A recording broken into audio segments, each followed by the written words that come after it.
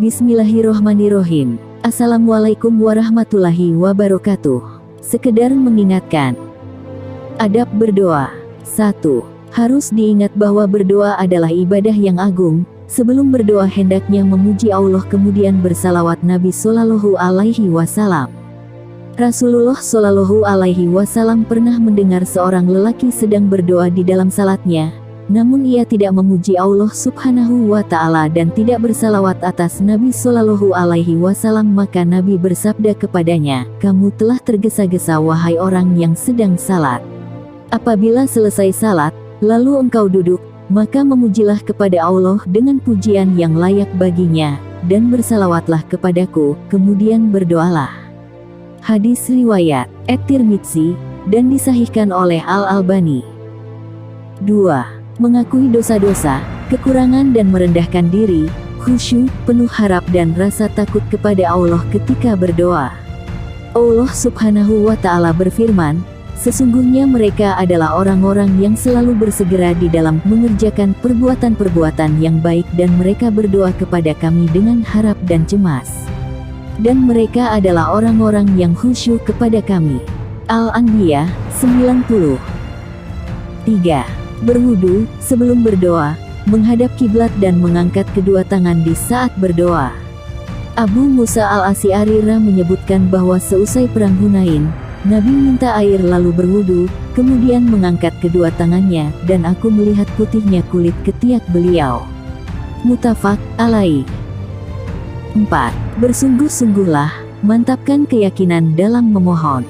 Rasulullah Shallallahu Alaihi Wasallam bersabda, "Apabila kamu berdoa kepada Allah, maka bersungguh-sungguhlah, dan jangan sampai ada seorang di antara kalian yang mengatakan, 'Jika engkau menghendaki, maka berilah aku,' karena sesungguhnya Allah, tidak ada yang dapat memaksanya Allah."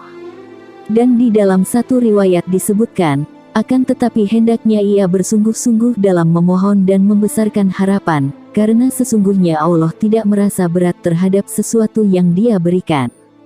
Muttafaq alaih. 5. Hindari doa buruk terhadap diri sendiri, anak dan harta. Rasulullah Shallallahu Alaihi Wasallam bersabda, "Jangan sekali-kali kamu mendoakan keburukan terhadap dirimu dan juga terhadap anak-anak maupun harta kamu sendiri, karena dikhawatirkan doamu bertepatan dengan waktu Allah mengabulkan doamu." Hadis riwayat Muslim. 6. Rendahkan suara di dalam berdoa. Rasulullah Shallallahu Alaihi Wasallam bersabda, "Wahai sekalian manusia, kasihanilah dirimu, karena sesungguhnya kamu tidak berdoa kepada yang tuli dan tidak pula yang gaib. Sesungguhnya kamu berdoa, memohon kepada yang maha dekat, mendengar lagi maha dekat, dan Dia selalu menyertaimu." Hadis riwayat Al-Bukhari. 7. Pusatkan hati di dalam berdoa. Rasulullah Shallallahu Alaihi Wasallam bersabda, "Berdoalah kepada Allah dalam keadaan yakin dikabulkan, dan ketahuilah bahwa sesungguhnya Allah tidak mengabulkan doa dari hati yang lalai." Hadis riwayat At-Tirmidzi dan dihasankan oleh Al-Albani.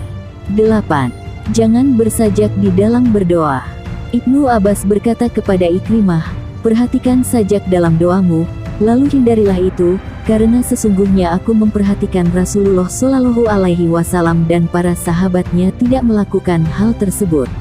Hadis riwayat Al-Bukhari. 9. Carilah dan makanlah dari rizki yang halal agar doa dikabulkan. 10.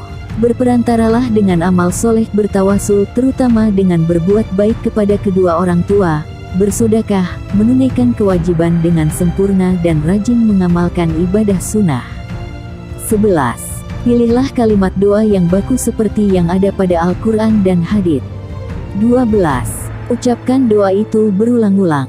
13. Pilihlah waktu-waktu yang mustajab seperti di akhir bacaan tasyahud dalam salat, sepertiga akhir malam, di antara dua khutbah Jumat, di antara azan dan iqomah, di saat waktu asyar hari Jumat sampai maghrib, di saat hujan turun lebat, di saat ada suara ayam jantan berkokok. Hadis riwayat Al-Bukhari 3303, Muslim 8003. Pada hari Arafah dan 1-10 Zulhijjah, saat berbuka puasa, saat safar, Malam Lailatul Qadar atau 10 akhir Ramadan. Doa orang tua kepada anaknya. Doa saat ketemu dua pasukan perang. Abu Daud 2540. 14. Tempat-tempat mustajab. Tanah Arafah di sore hari Arafah 9 Zulhijjah. Di Safa dan Marwah. Setelah melempar jumrah ula dan wusto. Di Masjidil Haram, Masjid Nabawi dan Masjidil Aqsa. Di masjid saat menuntut ilmu dan madarosah Al-Quran, yaitu saat berkumpulnya malaikat dan rahmat. Di tempat orang sakit ketika kita menjenguknya.